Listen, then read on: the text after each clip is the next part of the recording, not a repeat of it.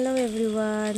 বাবা আজকে বাজার থেকে চিংড়ি মাছ নিয়ে এসেছিলো, তো ভাবলাম চিংড়ি মাছের কিছু একটা করে ফেলি, হালকা সিম্পল কিছু একটা রেসিপি করি। তো চিংড়ি মাছটাকে ভেজে নিলাম। এখানে নিয়ে নিয়েছি পেঁয়াজ, লঙ্কা, ধনেপাতা, রসুন, এগুলাকে আমি পেস্ট করব।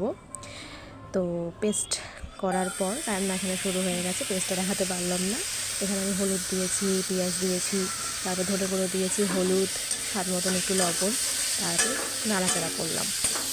নাড়াচাড়া হচ্ছে যতক্ষণ আলুটা ভাজা ভাজা না হয় আর কি।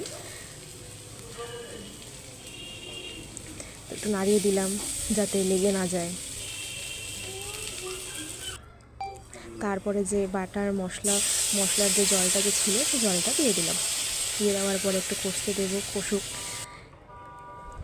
তারপর একটু জল দিয়ে দিয়েছি ঝোলের জন্য। ঝোলের জল দেওয়ার পরে যখন ওটা ফুটতে শুরু করলো কিছুক্ষণ পর, সেখানে আমি চিংড়িগুলো দিয়ে দিলাম। ভাজা চিংড়িগুলো যে ছিল সেগুলো আমি জলে দিয়ে দিলাম। দেওয়ার পরে একটু নাড়াচাড়া করলাম। নাড়াচাড়া করে কিছুক্ষণ মানে একটু বয়েল হোক, একটু ফুটুক জলটা।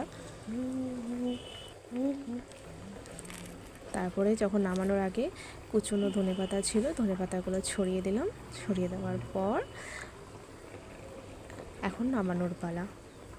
ব্যাস, গরম গরম এখন পরিবেশন।